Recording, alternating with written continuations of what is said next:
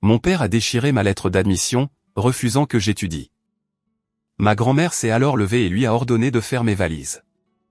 Il a ri au nez de sa mère, jusqu'à ce qu'elle sorte l'acte de propriété de la maison. Mon nom est Coralie Leclerc. J'avais 17 ans lorsque mon père a décidé que mon avenir ne m'appartenait pas. Aucune de mes filles n'a besoin d'éducation, a déclaré mon père. Puis il a déchiré ma lettre d'acceptation universitaire en deux, juste là, à table, devant ma grand-mère, mon oncle et mon frère de 14 ans. Cette lettre représentait tout, l'université de Lyon, une bourse partielle, 9 mois de candidature secrète, des dissertations tardives, et une conseillère d'orientation qui croyait en moi quand personne d'autre ne le faisait. 9 années à cuisiner ses repas, à récurer ses sols, et à ravaler chaque rêve que j'avais jamais eu. Et il en a fait des confettis sur une assiette. Je pensais que c'était le pire moment de ma vie. J'avais tort. En moins de 30 secondes, ma grand-mère a fait quelque chose qui a démoli 20 ans d'autorité paternelle. Et tout a commencé avec un morceau de papier dont il ignorait l'existence. La maison de la rue des Tilleuls paraissait respectable de l'extérieur. Briques à 2 étages, volets blancs, une pelouse que Gérard tondait chaque samedi matin à 7h15 précise. Non pas parce qu'il aimait ça, mais parce qu'il avait besoin que les voisins le voient faire. L'image comptait pour mon père. Le contrôle comptait davantage. À l'intérieur, chaque centimètre carré fonctionnait selon ses règles. Le thermostat restait à 18 degrés Celsius l'hiver parce qu'il disait que tout ce qui était plus chaud était du gaspillage. La télécommande de la télévision vivait sur la coudoir de son fauteuil inclinable, son fauteuil, sa chaîne, son programme. Le dîner était servi à 18h pile, et que Dieu vous aide si le sel n'était pas de son côté de la table. Et cette table, une lourde table en chêne aux pieds sculptés, avec une tache d'eau en forme de croissant de lune près du coin où j'étais toujours assise, était là depuis que je pouvais me souvenir. Ma grand-mère l'avait achetée quand elle avait meublé l'endroit pour la première fois il y a 22 ans. Mais mon père appelait cela ma table, comme il appelait tout dans cette maison, c'est ma maison, mes règles. J'entendais cette phrase chaque semaine, parfois 2 fois, parfois avant le petit déjeuner. J'avais 10 ans la première fois qu'il m'a tendu une spatule et m'a dit de faire des œufs. Je les ai brûlés. Il n'a pas crié. Il m'a juste regardé avec ce regard plat et silencieux qui était, d'une certaine manière, pire que les cris, et il a dit, ta mère savait faire ça en dormant. Débrouille-toi. Alors, je me suis débrouillé, les œufs, puis les crêpes, puis les dîners complets, poulet rôti, purée de pommes de terre, haricots verts, la rotation qu'il aimait. Je faisais la lessive. Je frottais le carrelage de la salle de bain à genoux.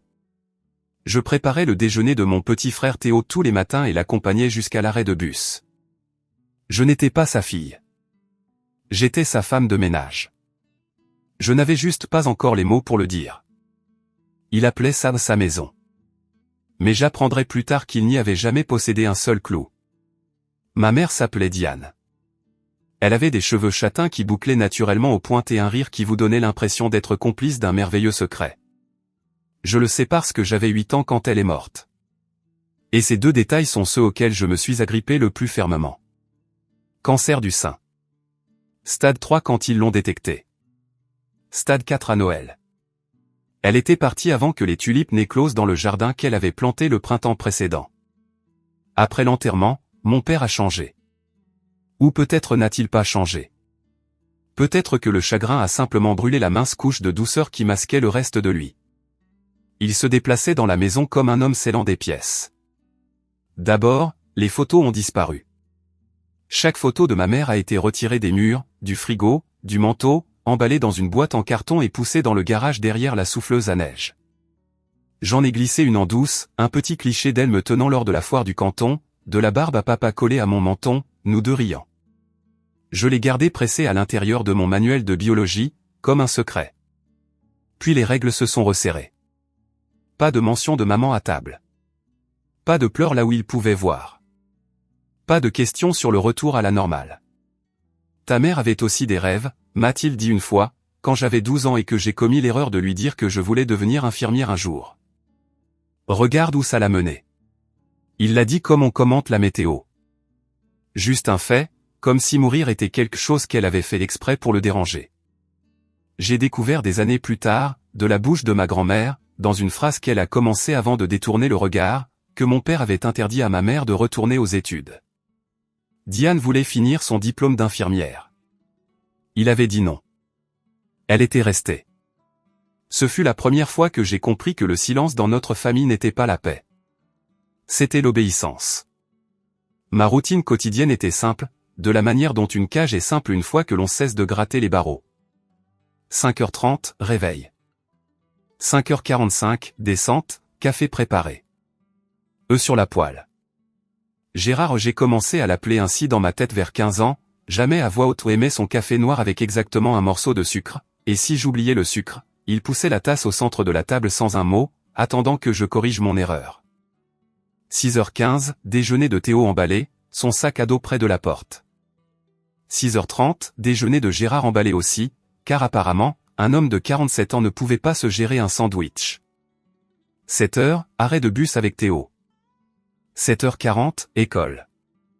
15h, retour. 15h15, vaisselle du matin, lessive si c'était lundi ou jeudi, passage de l'aspirateur si c'était mercredi. 17h30, préparation du dîner. 18h, service. 18h45, débarrasser la table, tout laver à la main parce que Gérard disait que le lave-vaisselle était un gaspillage d'eau. 20h, devoir.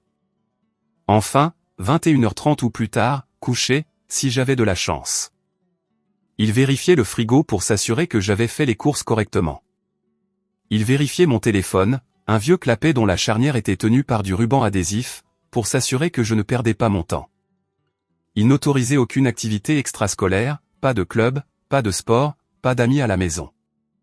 Tu as des responsabilités, disait-il, comme si j'avais 40 ans avec un prêt immobilier au lieu d'être une jeune fille de 17 ans avec un contrôle de géométrie. Je sais ce que vous pensez, pourquoi n'ai-je pas fui? J'avais 17 ans.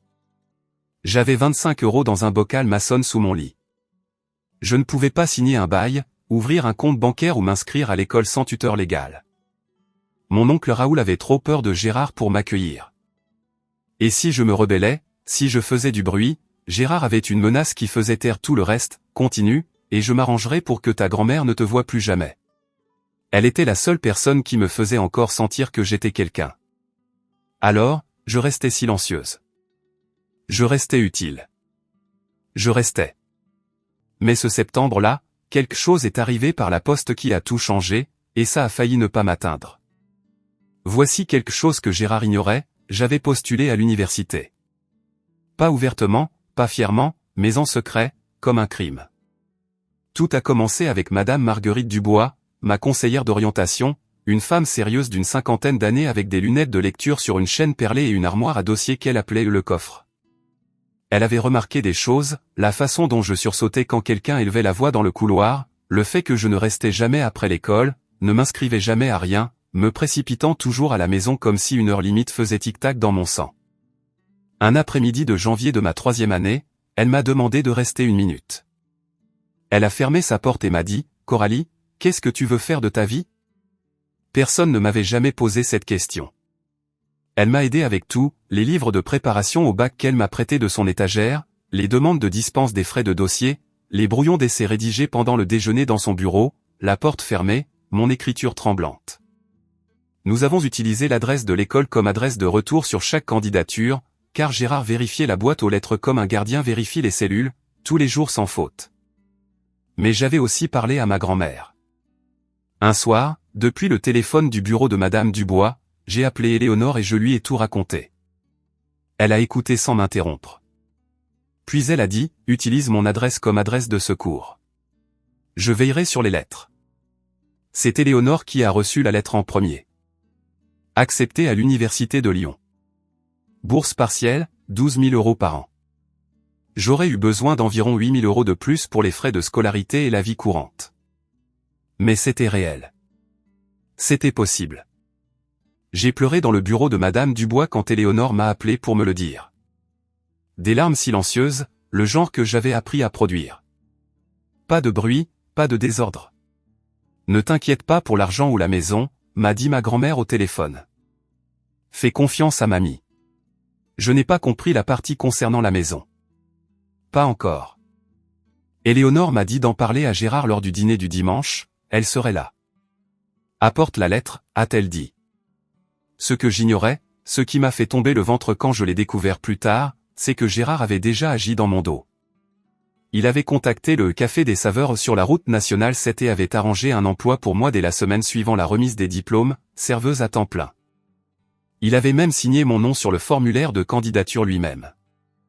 Il n'essayait pas seulement de m'empêcher d'aller à l'université.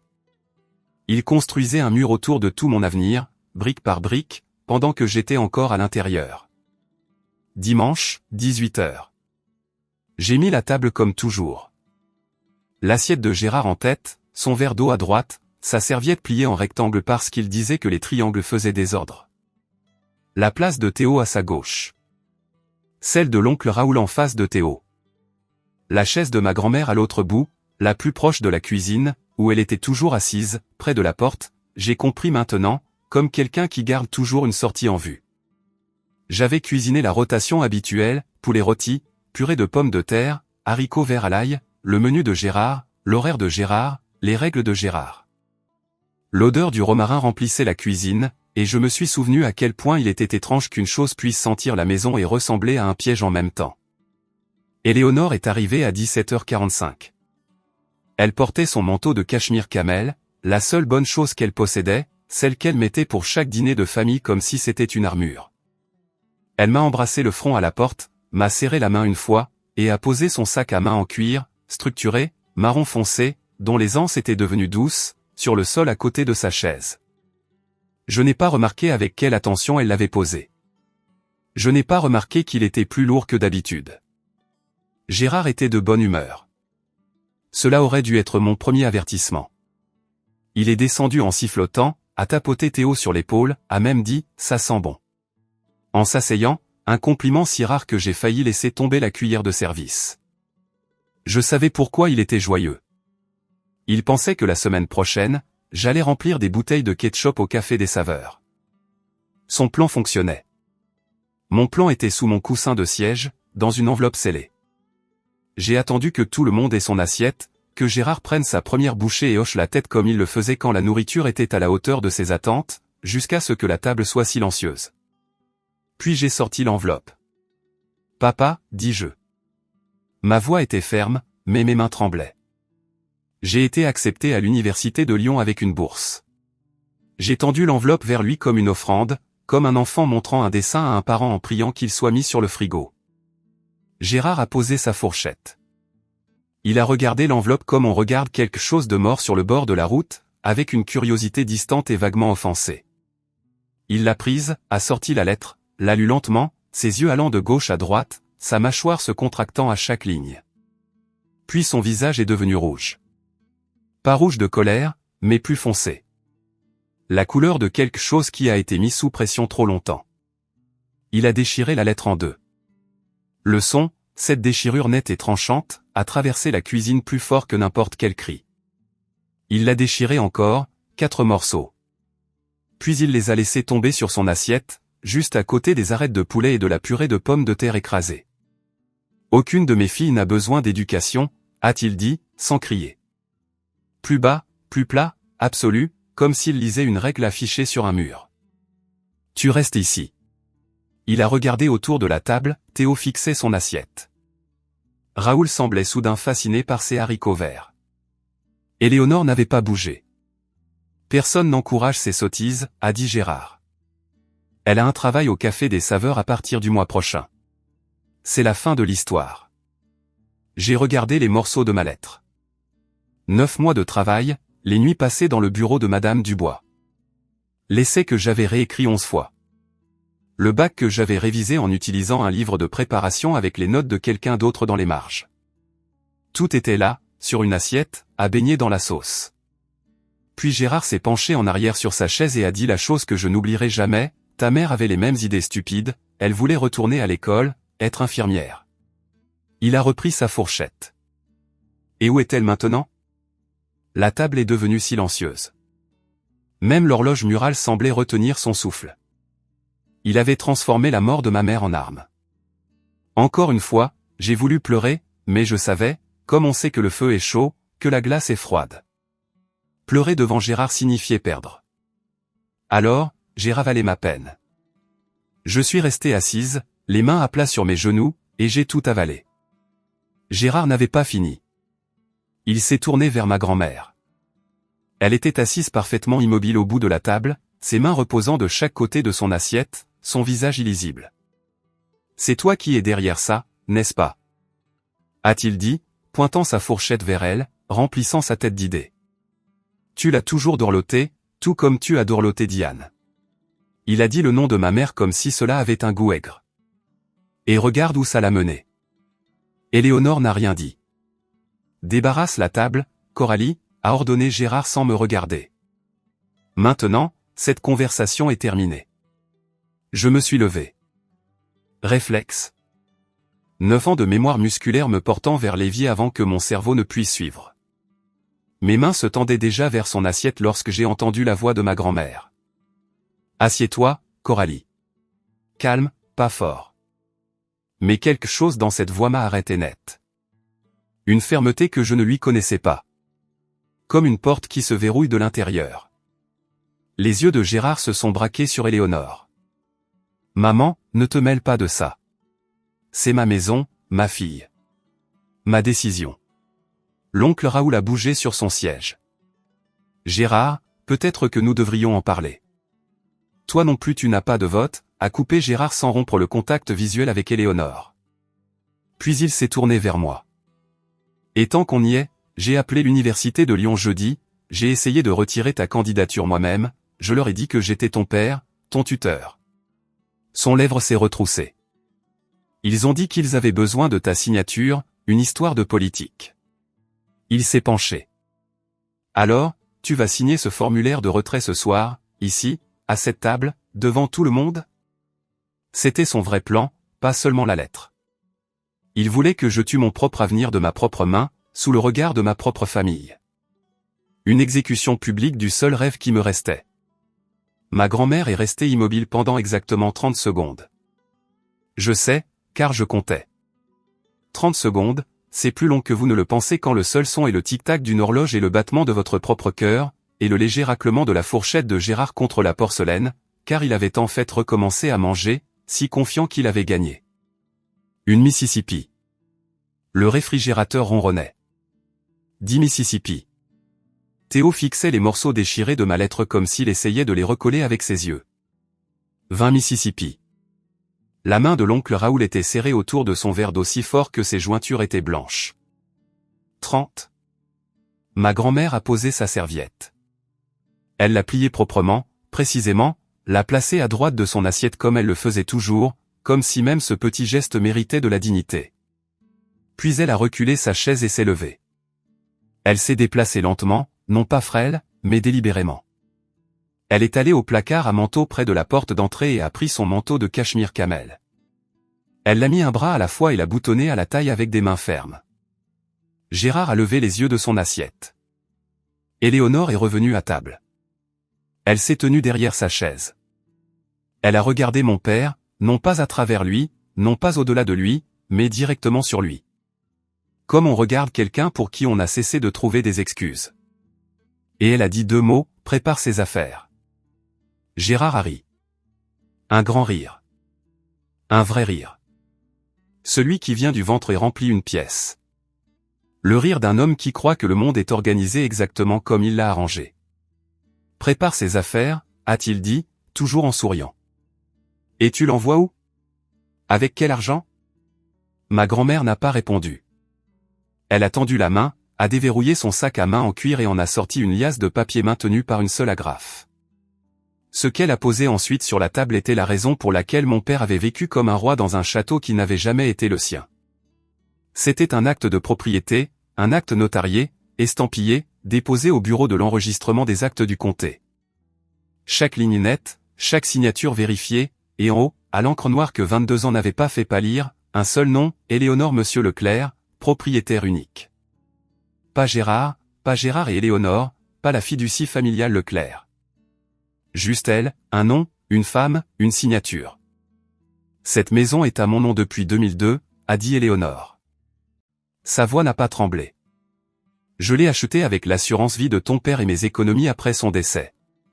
Je t'ai laissé vivre ici gratuitement parce que tu étais en deuil et que tu avais 2 enfants qui avaient besoin d'un toit. Elle a marqué une pause. Le sourire de Gérard s'est effondré. Pas d'un coup. Il est passé par étapes, comme un immeuble qui perd des étages. D'abord les coins de sa bouche, puis la lumière dans ses yeux, puis toute sa posture, s'enfonçant d'un pouce dans la chaise où il était assis, comme un trône. Il a regardé l'acte. Il a regardé Éléonore. Puis il a forcé un rire, plus petit cette fois, plus faible. Le rire d'un homme qui cherche la chute d'une blague. Et alors, a-t-il dit. Tu vas me mettre à la porte? Ton propre fils? Je te donne un choix, Éléonore, a dit ma grand-mère. Coralie va à l'université de Lyon cet automne avec mon soutien financier. Tu la laisses partir.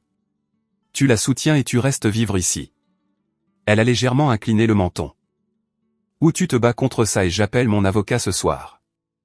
L'oncle Raoul s'est penché en avant et a pris l'acte, le lisant. Ses sourcils ont grimpé sur son front. Il l'a reposé sans un mot, mais le regard qu'il a lancé à Gérard était quelque chose que je ne lui avais jamais vu auparavant, un mélange de choc et d'une reconnaissance tranquille et attendue depuis longtemps. La bouche de Théo était ouverte. Il me regardait, puis Éléonore, puis moi encore, comme s'il regardait le monde se réorganiser. Et moi? J'étais assise, fixant ce morceau de papier, et une pensée se répétait encore et encore, 20 ans. Il nous a dit que c'était sa maison. Il a établi chaque règle, contrôlé chaque coin, décidé qui mangeait, qui parlait, qui comptait. Tout cela construit sur un mensonge qu'il n'a jamais pris la peine de vérifier. Le visage de Gérard est passé par des étapes que je n'avais jamais vues, confusion, puis fureur, puis un calme dur et fragile, comme un homme réparant un mur fissuré à main nue. Il a poussé l'acte sur le côté de la table. « Tu penses qu'un morceau de papier m'effraie ?» a-t-il dit. « Cela fait 20 ans que j'entretiens cette maison. 20. J'ai payé l'électricité, l'eau, le gaz. J'ai réparé le toit quand il fuyait. J'ai remplacé la chaudière en 2019. Il a pointé la table du doigt. J'ai mis ma sueur dans ses murs. Tu penses qu'un tribunal me l'enlèverait comme ça? Il était en train de chercher une faille, je le voyais. Il construisait un argument comme il construisait tout, fort et vite, espérant que personne ne vérifierait les fondations. Éléonore n'a pas répondu. Elle se tenait là dans son manteau de cachemire, les mains jointes devant elle, et le laissait parler. Et même si la maison est à toi, maman, Gérard a écarté les mains comme s'il était raisonnable, comme si tout cela n'était qu'un malentendu entre adultes. Je vais me battre. Je vais prendre un avocat. Tu veux vraiment traîner ta propre famille devant les tribunaux? C'était son atout, la culpabilité. Le même outil qu'il utilisait contre moi depuis 9 ans, contre ma mère avant ça, probablement contre Éléonore avant ça. La menace n'était pas légale. Elle était émotionnelle. C'est toi qui briseras cette famille. Puis il s'est tourné vers moi, sa voix s'est baissée, basse, presque douce, comme le son d'un piège qu'on est en train de tendre. Dis à ta grand-mère d'arrêter ce cirque, Coralie. Tu sais que c'est ta maison. Tu veux détruire cette famille pour une école? Il voulait que je choisisse, la famille ou l'avenir, la loyauté ou la liberté. Le même choix impossible qu'il forçait toutes les femmes de sa vie à faire depuis aussi longtemps que je m'en souvenais. Ma grand-mère n'a pas argumenté. Elle n'a pas élevé la voix. Elle a fouillé à nouveau dans son sac à main. C'était un téléphone à clapet, vieux, argenté, petit, presque identique à celui que Gérard m'avait donné, celui qu'il surveillait. Mais celui d'Éléonore était le sien, payé avec son propre argent, à son propre nom. Elle a appuyé sur un seul bouton, composition rapide. La cuisine était si silencieuse que j'ai pu entendre le léger sonnerie à travers le haut-parleur. Une sonnerie, 2 sonneries, puis un déclic. Allô, David. C'est Éléonore Leclerc. Sa voix était conversationnelle, presque agréable, comme si elle confirmait une réservation pour le déjeuner. J'ai besoin que tu commences la procédure dont nous avons discuté. Oui, l'avis de départ de 30 jours. Une pause. Oui, ce soir. Encore une pause. Merci, David. J'apprécie. 40 secondes. Elle a fermé le téléphone et l'a glissé dans son sac à main. Gérard la fixait. Le rire avait disparu. Le fanfaronnage avait disparu. Ce qui restait était quelque chose de brut. L'expression d'un homme qui entend un bruit qu'il ne peut identifier dans le noir. « Tu bluffes » a-t-il dit. Mais sa voix s'est brisée sur le deuxième mot. « Gérard » a dit Éléonore, et pour la première fois, j'ai entendu quelque chose d'approchant de la tristesse dans son ton. Pas pour elle, mais pour lui. Pour la version de son fils qu'elle avait passé 20 ans à espérer voir apparaître. Je n'ai jamais bluffé de ma vie. Tu as 30 jours, où tu laisses Coralie aller à l'université. Elle a ramassé son sac à main. Choisis. Laissez-moi vous expliquer quelque chose. David Mercier était l'avocat immobilier d'Éléonore. Elle ne l'avait pas appelé sur un coup de tête. Elle l'avait consulté 2 semaines plus tôt, juste après que Gérard eut déchiré le premier courrier de l'université de Lyon, un paquet d'orientation, devant moi au petit déjeuner sans une seconde de réflexion. C'est là qu'Éléonore avait commencé à préparer les documents. Les documents d'expulsion étaient déjà rédigés. Elle attendait juste que Gérard franchisse la dernière ligne. Il l'a franchie avec des confettis sur une assiette. Éléonore s'est dirigée vers la porte d'entrée, puis s'est arrêtée. Elle s'est retournée, non pas vers Gérard, mais vers moi. « Fais ton sac, ma chérie. Tu viens avec moi ce soir. » Je me suis levé. Pas vite, pas de manière dramatique, juste debout. De la manière dont on se lève quand on a pris une décision et que son corps est enfin d'accord. « Assieds-toi » a dit Gérard. Sa chaise a raclé en arrière. Il était debout aussi, une main à plat sur la table, l'autre pointant vers moi. « Tu n'iras nulle part. » J'ai regardé mon père. Pas sa main, pas le sol. Lui. Et pour la première fois en 9 ans, je n'ai pas baissé les yeux. Je suis assise depuis 9 ans, papa. J'en ai assez. Sa bouche s'est ouverte, mais rien n'est sorti. Je pense vraiment que c'était la première fois que quelqu'un dans cette maison lui disait non et le pensait vraiment. Je suis monté à l'étage. Ma chambre était petite. La plus petite, celle dont la fenêtre ne se verrouillait pas correctement et dont le plafond avait une tache en forme de botte. Mon sac à dos, un Jansport délavé que j'avais depuis ma première année, était déjà à moitié prêt. Madame Dubois m'avait dit il y a des mois de garder un sac de survie prêt. Juste au cas où, avait-elle dit à l'époque. Je pensais qu'elle exagérait. Elle n'exagérait pas. J'ai attrapé le sac, vêtements, brosse à dents, le livre de préparation au bac, mon journal. Puis j'ai fouillé dans mon manuel de biologie et en ai sorti la photo de ma mère à la foire du canton. Barbe à papa, rire, une version de ma vie que le cancer et Gérard avaient effacée. Je l'ai glissé dans la poche de ma veste, contre mon cœur. Théo se tenait dans le couloir, 14 ans, toujours en maillot de baseball, les yeux rouges. Coralie. Je l'ai serré contre moi. Il était presque à ma hauteur maintenant. Je ne te quitte pas, ai-je dit dans ses cheveux. Je quitte juste ça. Je suis redescendu. Gérard se tenait au bas de l'escalier, bloquant la porte. Si tu sors par cette porte, a-t-il dit, et sa voix tremblait maintenant, ne reviens pas. Je suis passé devant lui. Il n'a pas bougé pour m'arrêter. Je pense qu'une partie de lui savait, avait peut-être toujours su, que la seule chose qui me retenait était la serrure, et que la serrure venait d'être changée. Éléonore avait la voiture en marche, les phares allumés, le moteur qui ronronnait, la portière passager déjà ouverte. Derrière moi, j'ai entendu la voix de Raoul. Calme, presque gêné, mais assez clair pour être entendu. Je t'apporterai le reste de ces affaires demain. Maman. C'était la première fois que l'oncle Raoul s'opposait à Gérard devant la famille. Ce ne serait pas la dernière. Je suis monté dans la voiture. J'ai posé mon sac à dos sur mes genoux. Je n'ai pas regardé la maison. Éléonore a quitté l'allée, et pour la première fois en 9 ans, la rue des Tilleuls est devenue plus petite derrière moi. Je veux faire une pause ici un instant. Si vous avez jamais dû quitter un endroit que vous pensiez être votre foyer, que ce soit une maison, une relation, ou juste une version de vous-même que vous avez dépassée, vous savez ce que l'on ressent sur cette route. Si cette histoire vous touche de près, appuyez sur le bouton j'aime pour que je sache que vous êtes là. Et si vous voulez savoir ce qui s'est passé lundi matin lorsque l'avis d'expulsion est arrivé à la porte de mon père, restez avec moi. Cette histoire n'est pas encore terminée. L'appartement d'Éléonore était petit, une chambre, une salle de bain, une cuisine avec une fenêtre donnant sur le parking d'une laverie automatique. Ça sentait la lavande et le liquide vaisselle au citron, et quelque chose de chaud que je ne pouvais pas nommer mais que je reconnaissais. La sécurité, peut-être? L'absence de coquille d'œuf. Elle m'a donné le lit. Je lui ai dit que je prendrais le canapé. Elle m'a dit qu'elle ne demandait pas. J'ai dormi dans pire, a-t-elle dit en sortant une couverture supplémentaire du placard du couloir. Ton grand-père ronflait comme un moteur diesel pendant 41 ans. Un canapé, c'est une amélioration. J'étais allongé dans son lit dans le noir, fixant le plafond, et la voix dans ma tête n'était pas la mienne. C'était celle de Gérard. Tu viens de détruire ta famille. Tu es égoïste. Qui te prends-tu pour? 9 ans de sa voix incrustée en moi comme des éclats.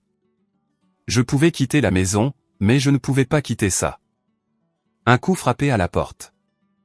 Éléonore est entrée avec une tasse de lait chaud et s'est assise sur le bord du lit. Elle n'a rien dit pendant un moment. Puis, ta mère serait si fière de toi ce soir. Ce sont ces mots qui m'ont brisé. Non pas la cruauté de Gérard, ni la lettre déchirée, ni le passage devant lui au bas des escaliers, mais ces 7 mots prononcés doucement dans une petite chambre qui sentait la lavande. J'ai pleuré. Pas les larmes silencieuses et contrôlées que j'avais appris à produire. De vrais sanglots. Le genre moche. Le genre que je ne m'étais pas autorisé depuis que j'avais 8 ans. Éléonore m'a tenu la main et m'a laissé finir. Puis elle m'a dit quelque chose auquel je ne m'attendais pas. Elle avait ouvert un compte d'épargne à mon nom quand j'avais 10 ans. 200 € par mois de ma pension de retraite d'enseignante, chaque mois pendant 7 ans. Cela fait 16 800 €, a-t-elle dit, aussi simplement que si elle lisait un reçu de course. Entre cela et la bourse, tu seras tranquille pour la première année. Nous trouverons le reste. J'ai essuyé mon visage. Mamie, pourquoi n'as-tu pas fait ça plus tôt? Elle est restée silencieuse longtemps. Assez longtemps pour que je croie qu'elle ne m'avait pas entendu.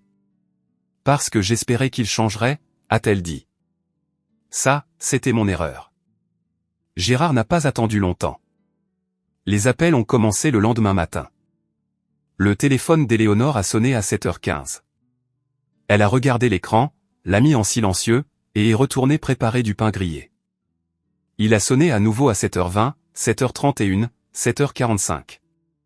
Elle les a tous laissés aller sur la messagerie vocale. Puis il m'a appelé. La première fois, sa voix était douce, presque méconnaissable. Reviens à la maison, ma chérie.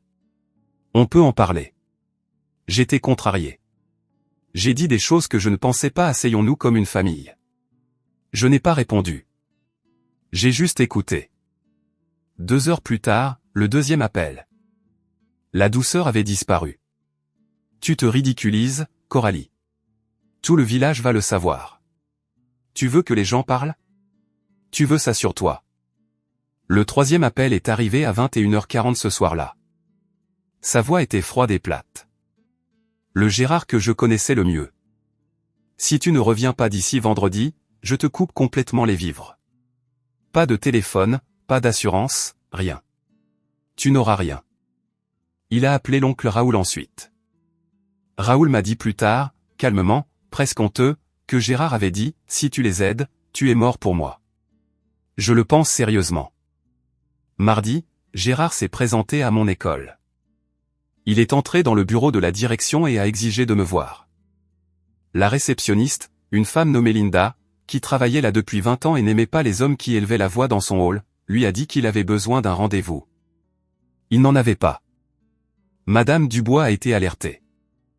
Elle m'a fait sortir du cours d'histoire de 3e période et m'a conduite à son bureau par le couloir arrière.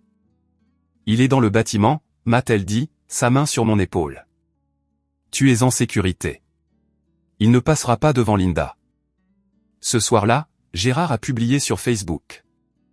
Je l'ai vu parce que 3 camarades de classe m'ont envoyé des captures d'écran en 1 heure. Ma fille s'est enfuie parce que sa grand-mère la manipule.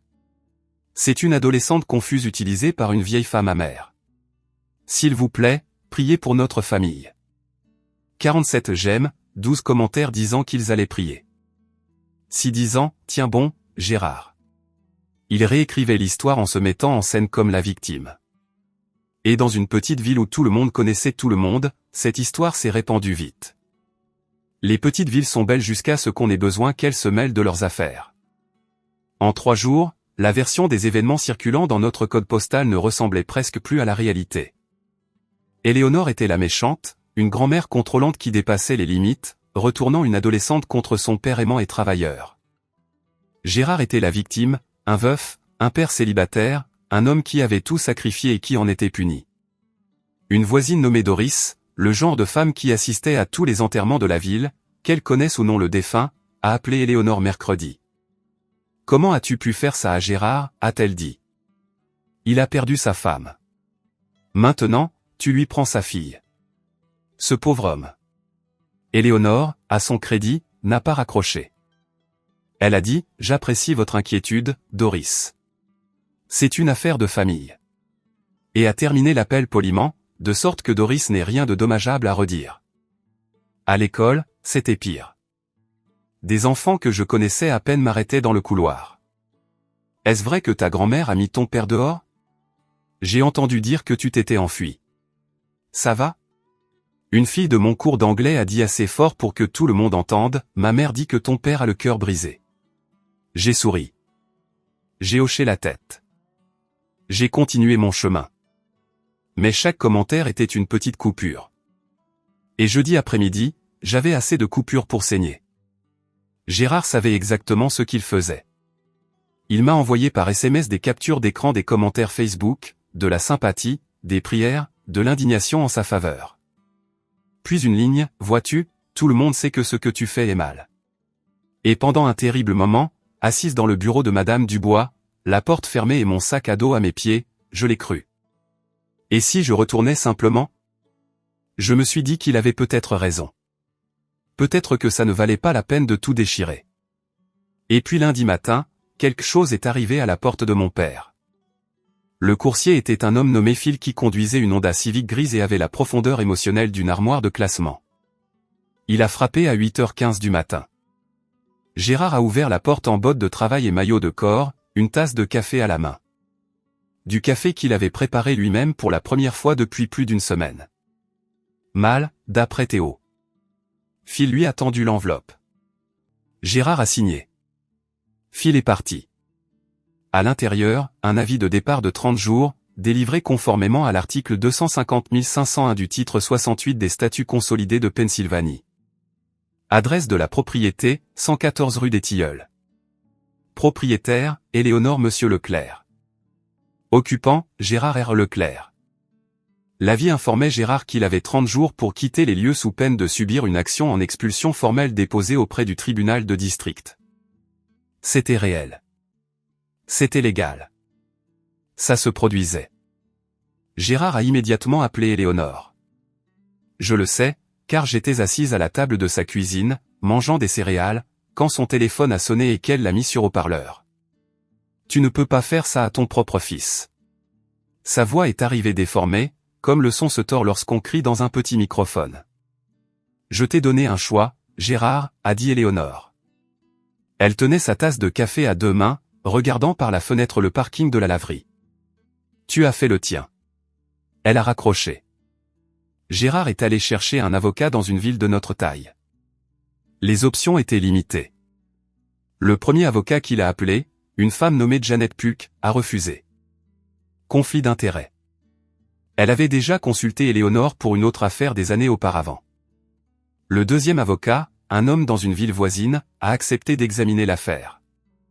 Après avoir regardé l'acte, les registres fiscaux et l'absence totale de bail ou d'accord écrit, il a dit à Gérard la vérité, si l'acte est à son nom et qu'il n'y a pas de bail, vous êtes au mieux un locataire au mois. Elle a tous les droits de faire cela. Ce même soir, Théo m'a appelé depuis le téléphone de son ami. Sa voix était petite et prudente, la façon dont on parle quand quelqu'un dort dans la pièce voisine. Papa n'a pas cuisiné une seule fois depuis que tu es parti, a-t-il murmuré. Il ne sait pas où sont les assiettes. Cette nuit-là, Éléonore et moi étions assises sur son canapé avec des tasses de tisane à la camomille, et elle m'a dit la vérité. Toute la vérité. La version qu'elle portait depuis des décennies. Ton grand-père, a-t-elle commencé, puis elle s'est arrêtée. Elle a pris une gorgée, a recommencé. Harold était un bon soutien. Les gens l'aimaient bien. Mais derrière notre porte, c'était un homme différent. Il décidait de ce que je portais, où j'allais, à qui je pouvais parler. Je voulais enseigner. J'avais le diplôme. J'avais la certification. Mais il disait que la place d'une femme était au foyer. Elle a regardé ses mains. J'ai perdu 15 ans à attendre qu'il change d'avis. Elle n'a enseigné qu'après la mort d'Harold. Elle avait 51 ans le jour de son premier cours d'institutrice en école primaire. 51 ans. Quand j'ai vu Gérard faire la même chose à Diane, j'ai cru regarder une rediffusion de ma propre vie. Éléonore a posé sa tasse. J'ai dit à ta mère de partir, a-t-elle dit. Je ne peux pas. Il prendra les enfants. La voix d'Éléonore s'est amincie. La maison, elle l'a expliqué simplement. Après la mort d'Harold, son assurance vie avait été versée. Pas une fortune, mais assez. Éléonore l'a combiné avec ses économies d'enseignante et a acheté la maison de la rue des Tilleuls sans hypothèque en 2002. Gérard venait de perdre Diane. Théo avait 5 ans, j'en avais 8. Il avait besoin de stabilité et elle la lui a donnée. Gratuitement, sans poser de questions. Mais elle n'a jamais transféré l'acte. Je me disais que c'était parce que les démarches étaient compliquées. Elle m'a dit que c'était un mensonge. La vérité, c'est qu'elle savait. Elle savait qui Gérard était en train de devenir et elle gardait cet acte parce que quelque part au fond de son esprit, elle pensait qu'un jour elle pourrait en avoir besoin. Elle avait raison. Il a juste fallu 20 ans. Elle a fouillé sous le coussin du canapé et en a sorti un dossier en papier manille, les registres de taxes foncières des 22 dernières années. Son nom sur chaque reçu. Une impression d'un email de David Mercier confirmant la clarté du titre. Puis elle a dit quelque chose qui a rendu la pièce très silencieuse. Il y a une chose de plus. Ta mère t'a laissé une lettre. J'ai demandé après la lettre. Éléonore a secoué la tête. Pas maintenant, ma chérie. Quand tu seras prête. J'ai voulu protester, mais quelque chose sur son visage m'a dit qu'elle gardait cette lettre depuis 9 ans et qu'elle n'allait pas la remettre à 11 h un mardi. Elle saurait le bon moment. Elle l'a toujours su. Alors, à la place, nous nous sommes préparés. Le bureau de David Mercier était au-dessus d'un magasin de bricolage sur la rue principale. C'était un homme calme aux cheveux gris, dans la soixantaine, qui parlait par phrases complètes et gardait une photo encadrée de son chien Golden Retriever sur son bureau. Pas le genre d'avocat qu'on voit à la télévision, mais le genre dont on a réellement besoin. Il nous a tout expliqué. L'acte était sans ambiguïté. Éléonore était la seule propriétaire légale. Gérard n'avait aucun bail, aucun accord de location, aucune promesse écrite d'aucune sorte. Selon la loi de Pennsylvanie, il était ce qu'on appelle un locataire précaire, tenant at will, quelqu'un occupant une propriété avec la permission du propriétaire, permission que le propriétaire pouvait révoquer avec un préavis approprié. L'avis de 30 jours a été signifié, a dit David. S'il ne quitte pas, nous déposerons une demande d'expulsion auprès du tribunal de district. Une audience sera fixée dans les 10 jours suivant le dépôt. Il m'a regardé. Quel âge as-tu, Coralie ? 17 ans. J'ai 18 ans en juillet. Il a hoché la tête. Ta grand-mère peut se porter garante pour toi à l'université de Lyon. Une fois que tu auras 18 ans, tes options s'élargiront davantage. Pendant ce temps, Madame Dubois travaillait de son côté. Elle avait contacté le bureau des admissions de l'université de Lyon pour confirmer que mon acceptation était toujours active. Gérard n'avait pas réussi à la retirer parce qu'ils exigeaient ma signature, qu'il n'avait pas. Le bureau de l'aide financière nous a expliqué les chiffres. Les économies d'Éléonore plus la bourse couvraient la première année, avec de quoi demander une aide supplémentaire. Madame Dubois m'a aidé à remplir un formulaire FAFSA avec une dérogation de dépendance, appuyée par une lettre qu'elle a elle-même rédigée, détaillant ma situation à la maison. Pour la première fois, mon avenir n'était pas un rêve que quelqu'un pouvait déchirer à table. C'était un dossier, un classeur, des signatures, des tampons et des chiffres qui s'additionnaient. Pour la première fois, je ne demandais pas la permission. Je déposais des papiers administratifs. Gérard n'est pas parti sans bruit. Il a trouvé un avocat, un homme nommé Craig Weiss d'une ville à 40 minutes de distance, le genre d'avocat qui prend les affaires en fonction des honoraires de résultats et pose les questions plus tard. En une semaine, Weiss a déposé une réponse à l'expulsion. Gérard a invoqué la prescription acquisitive, adverse possession, et a cité un accord verbal selon lequel Éléonore aurait prétendument promis de transférer la maison lors de sa retraite. Il n'y avait pas un tel accord. Éléonore l'a dit à David Mercier avec le même calme qu'elle appliquait à tout. Je n'ai jamais dit ça, pas une fois, jamais. Mais Gérard ne comptait pas sur la vérité. Il comptait sur le retard et l'intimidation, deux choses qu'il perfectionnait depuis toute sa vie. Weiss a envoyé une lettre à Éléonore suggérant qu'elle était indûment influencée par sa petite-fille. La lettre utilisait l'expression « exploitation potentielle des personnes âgées » et laissait entendre que Gérard pourrait contacter le département des personnes âgées si Éléonore ne reconsidérait pas sa position. Gérard a donc fait exactement cela. Il a appelé l'agence régionale pour les personnes âgées du comté et a signalé que sa mère de 72 ans était financièrement manipulée par une mineure. Une assistante sociale est venue à l'appartement d'Éléonore un jeudi après-midi. Elle s'appelait Beth et elle était méticuleuse. Elle a interviewé Éléonore seule pendant 45 minutes. Elle a examiné l'acte, les relevés bancaires, la correspondance avec David Mercier. Elle a demandé à Éléonore 3 fois, de 3 manières différentes, si elle subissait des pressions de la part de quelqu'un. Éléonore a répondu la même chose chaque fois, je suis de mon bon sens. J'ai mon propre avocat et je prends cette décision librement. Beth a clôturé le dossier le jour même. Aucun signe d'exploitation. Le rapport indiquait, cliente alerte, orientée et représentée par un avocat. Ce vendredi soir, Gérard s'est présenté à l'appartement d'Éléonore à 23h. Il a frappé à la porte assez fort pour faire vibrer le verrou à chaîne. « Vous allez le regretter, maman. » a-t-il crié. Toutes les deux. Éléonore a appelé la police. Ils sont arrivés en 9 minutes. Gérard a été escorté jusqu'à son camion et a reçu un avertissement verbal. Un rapport a été déposé, avec numéro d'incident et tout. Il est parti en voiture. Je me tenais dans le couloir derrière Éléonore, ma main sur le mur, et je me disais la vérité. Il ne se battait pas pour sa famille. Il se battait pour le contrôle, et il était en train de le perdre. Mais il y avait quelque chose que Gérard ignorait.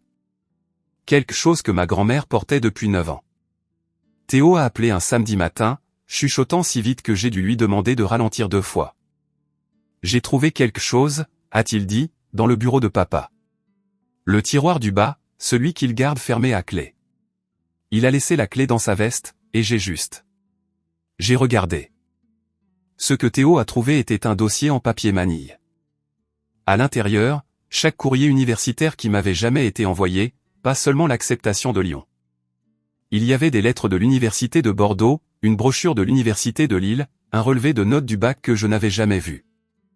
Tout cela intercepté dans la boîte aux lettres au cours de l'année écoulée, poussé dans un tiroir et enfermé. Mon père n'avait pas pris une décision hâtive à table. Il effaçait systématiquement mon avenir depuis des mois. Théo a pris des photos avec le téléphone de son ami et me les a envoyées. Je me suis assise sur le canapé d'Éléonore et j'ai fait défiler image après image. Des enveloppes portant mon nom, ouvertes, lues, et cachées par l'homme qui était censé me protéger. Et puis, au fond du dossier, Théo a trouvé autre chose. Une carte de félicitations qui m'était adressée, postée il y a 8 ans. L'écriture était inconnue. L'adresse de retour était à Paris. C'était de la part de ma tante Patricia, la sœur de ma mère. La femme dont Gérard m'avait dit qu'elle ne voulait plus rien avoir à faire avec nous après l'enterrement. La femme qui, selon lui, était passée à autre chose et m'avait oublié.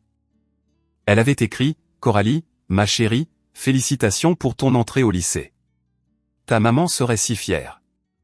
Je pense à toi tous les jours. Affectueusement, Tati Pati. » 8 ans. Il m'avait caché ma tante pendant 8 ans.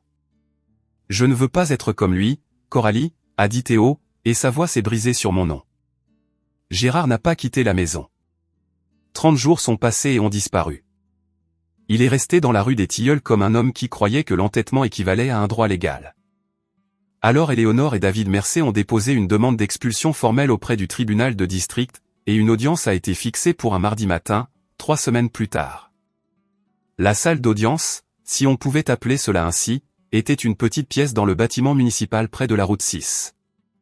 Néon, mur lambrissé de bois, un drapeau américain dans un coin qui penchait légèrement vers la gauche, 5 rangées de bancs en bois pour les spectateurs, un bureau surélevé pour le juge. Pas de jury, juste des gens et du papier. Gérard était assis sur le côté gauche avec Craig Weiss. Il portait une chemise habillée, bleu clair, repassée la première fois que je le voyais dans autre chose que de la flanelle ou un polo de travail, un pantalon kaki avec un pli net, mais ses bottes de travail dépassaient sous les revers, éraflées et familières. Et d'une certaine manière, ce détail m'a rendu plus triste que tout. Éléonore était assise sur le côté droit avec David Mercé. Elle portait un blazer bleu marine sur un chemisier blanc. Ses cheveux argentés tiraient en chignon bas. Sa posture était de ce droit qui vient de décennies à se tenir devant une salle de classe. Elle ressemblait exactement à ce qu'elle était, une enseignante retraitée qui avait fait ses devoirs. Je me suis assise au premier rang derrière Éléonore. Mes mains étaient sur mes genoux. Mon sac à dos était à mes pieds. Derrière nous, l'oncle Raoul, qui avait conduit 40 minutes pour être là. Quelques visages que je reconnaissais de la ville. Des gens qui avaient vu la publication Facebook, entendu les ragots et étaient venus regarder. Le greffier du tribunal, une jeune femme avec un ordinateur portable, notait tout. La pièce était petite, mais elle avait un public. Et les publics changent la façon dont les gens se comportent, ou dans le cas de Gérard, la façon dont ils se révèlent. Le juge Morrison est entré. Une femme au début de la soixantaine, lunettes de lecture argentées, stricte. Elle s'est assise, a ouvert le dossier et a dit « Commençons ». Craig Weiss est passé en premier. Il a parlé rapidement, construisant le dossier de Gérard comme un homme empilant des cartes par une journée venteuse. Gérard avait entretenu la propriété pendant 2 décennies. Gérard avait payé les services publics. Il y avait, a soutenu Weiss, un accord implicite selon lequel Éléonore finirait par lui transférer la propriété. Le juge Morrison écoutait. Elle n'a pas interrompu. Elle a pris des notes. David Mercé s'est levé. Il était plus calme que Weiss, plus lent, et d'autant plus dévastateur. Il a présenté l'acte déposé auprès du bureau de l'enregistrement du comté en 2002. Éléonore Monsieur Leclerc, propriétaire unique. Il a présenté 22 ans de reçus de taxes foncières, tous au nom d'Éléonore. Il a présenté une recherche de titres confirmant l'absence de privilèges, de transferts, de copropriétaires, de toute charge. Votre honneur, a dit Mercé, l'acte est sans ambiguïté. Ma cliente est l'unique propriétaire légal. Il n'y a ni bail, ni accord écrit, ni preuve, écrite ou autre, d'une promesse de transfert. Monsieur Leclerc est, au mieux, un locataire précaire. L'avis de 30 jours a été signifié correctement. Le juge Morrison s'est tourné vers Gérard. Elle a retiré ses lunettes.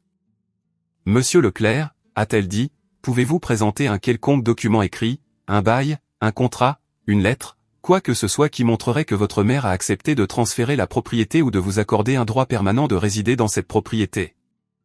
Gérard a regardé Weiss. Weiss a regardé la table. C'était compris, a dit Gérard. Il s'est penché en avant. C'est ma mère. Les mères n'ont pas besoin de contrat avec leur fils. Le juge Morrison a remis ses lunettes.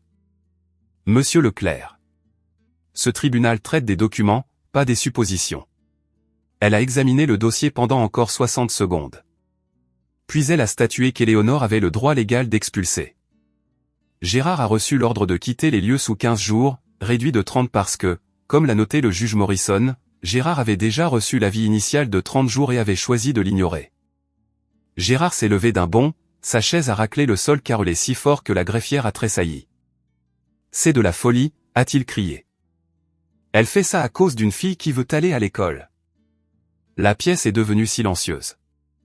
Chaque personne sur ces bancs en bois l'avait entendu. Raoul a fermé les yeux. Les doigts de la greffière ont plané au-dessus de son clavier.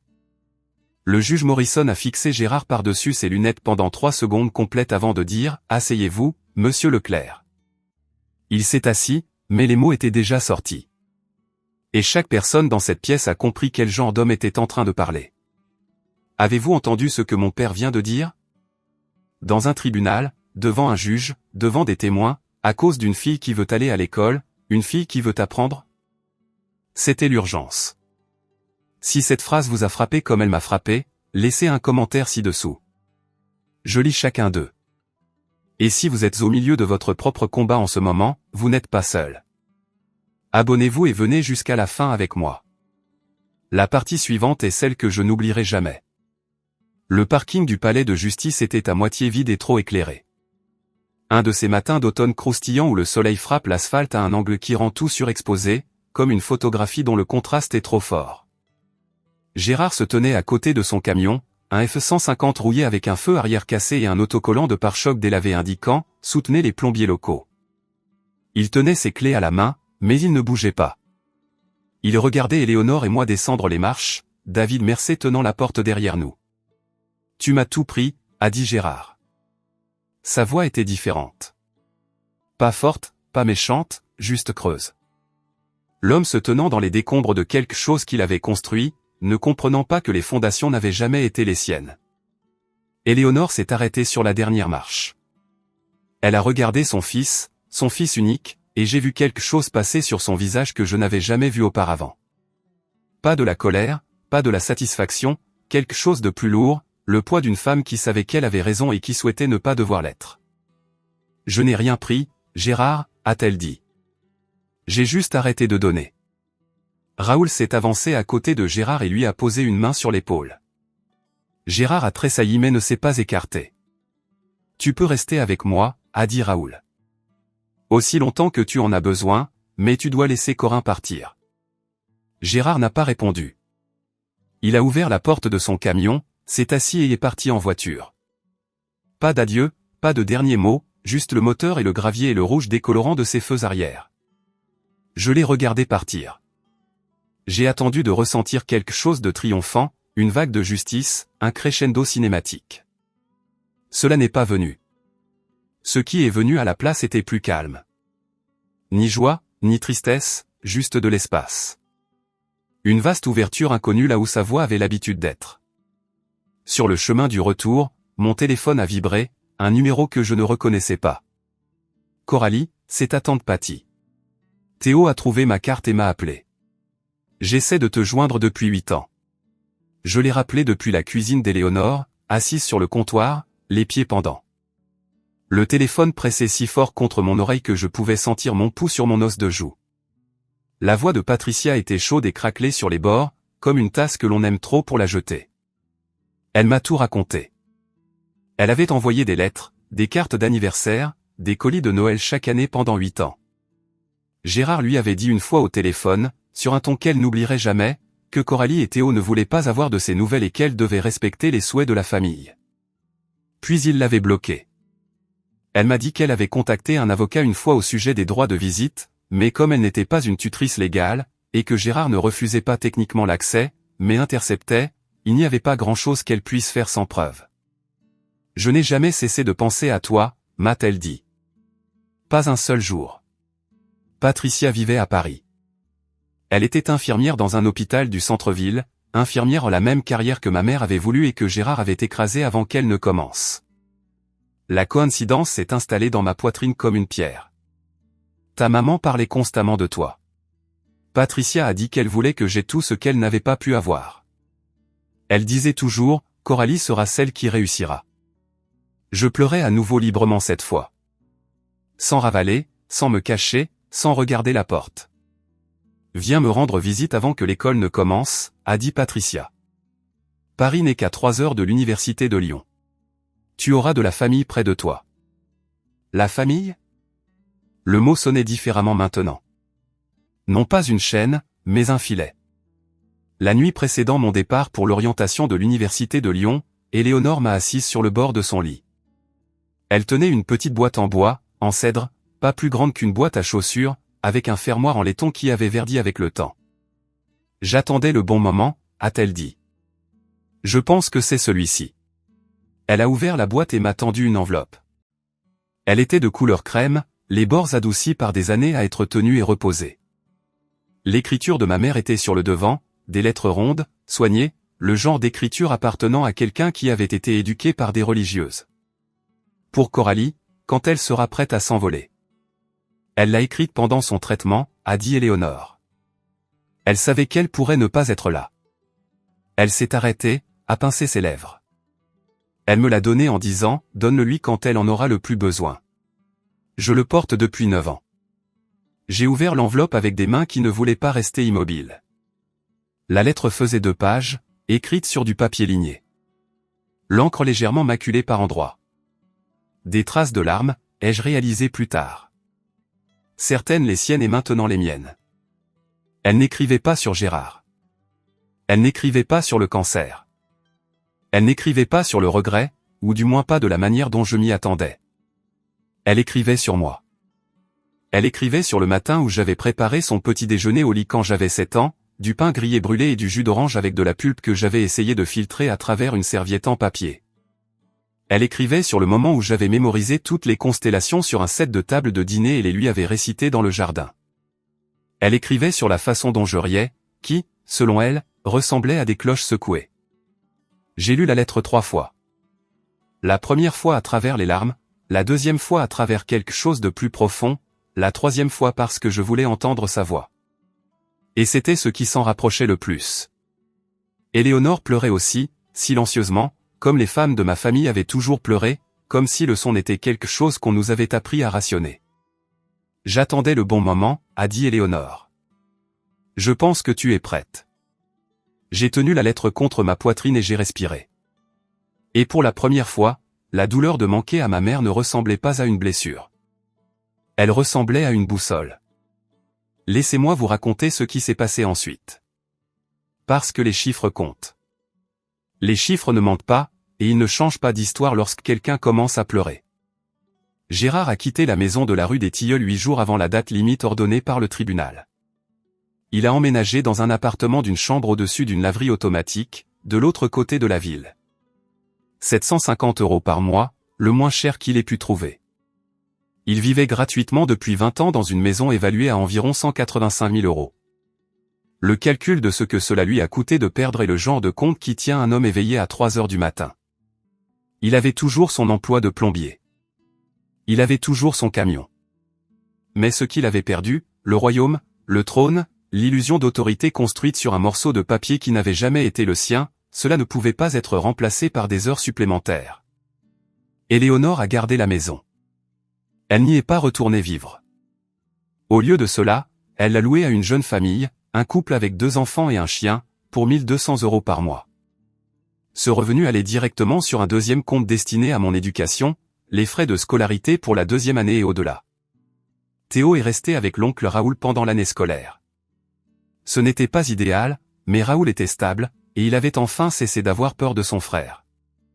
Théo a commencé à avoir un conseiller à l'école. Non pas parce que quelqu'un l'y avait obligé, mais parce qu'il l'avait demandé. La machine à ragots de la ville, qui avait autrefois fonctionné en faveur de Gérard, s'est lentement inversée. Les gens ont découvert la vérité par bribes, l'acte, l'expulsion, le courrier intercepté, la performance sur Facebook. Personne n'a présenté d'excuses à Éléonore. Les petites villes ne font pas cela. Mais les invitations à écouter le récit du côté de Gérard se sont calmement arrêtées, et Doris, la voisine, a été vue apportant un gratin à Éléonore un jeudi après-midi sans explication. Il n'a pas perdu sa fille parce que je suis parti. Il a perdu sa fille la nuit où il a déchiré cette lettre. 2 mois après le début de mon premier semestre, mon téléphone a sonné un mercredi soir à 20h15. J'étais dans ma chambre de résidence universitaire. Des manuels étalés sur mon lit, un sac de bretzel à moitié mangé sur ma table de chevet. Le numéro était celui de Gérard. J'ai failli ne pas répondre, mais quelque chose en moi, pas le pardon, pas l'obligation, quelque chose pour lequel je n'ai toujours pas de mots m'a fait décrocher. J'ai vu ton nom sur la liste du doyen, a-t-il dit. Sa voix était plus douce que je ne l'avais jamais entendue.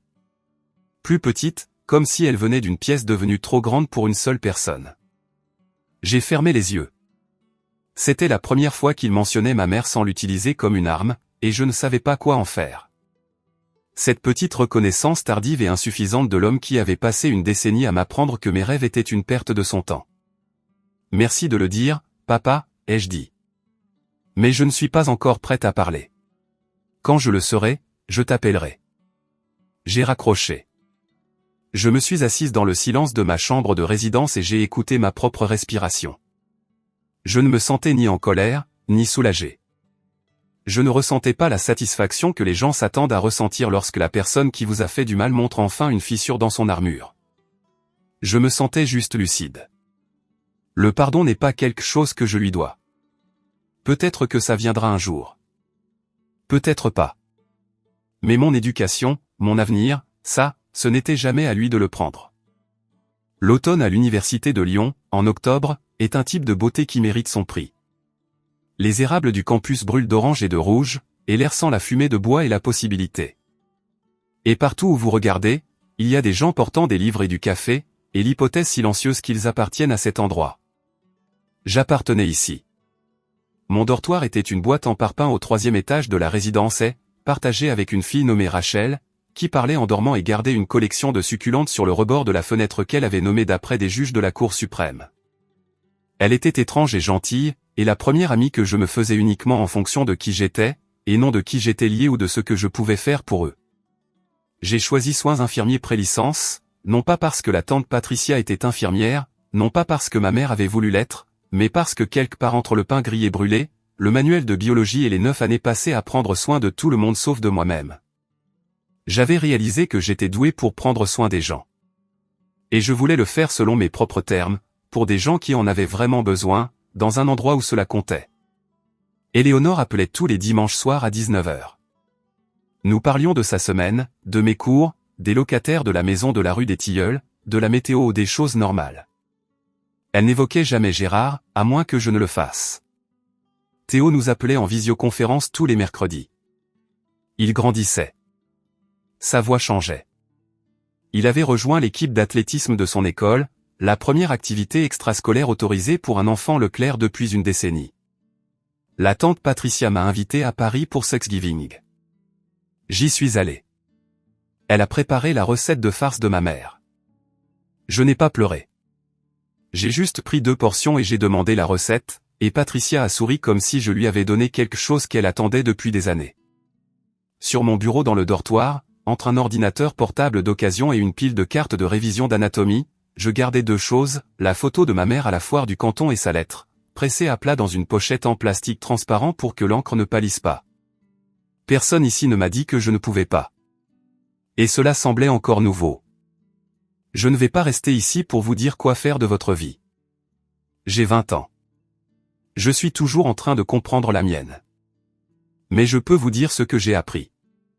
J'ai appris que le silence n'est pas la loyauté. Ma grand-mère a été silencieuse pendant 20 ans parce qu'elle aimait son fils et qu'elle continuait d'espérer qu'il deviendrait l'homme qu'elle avait élevé.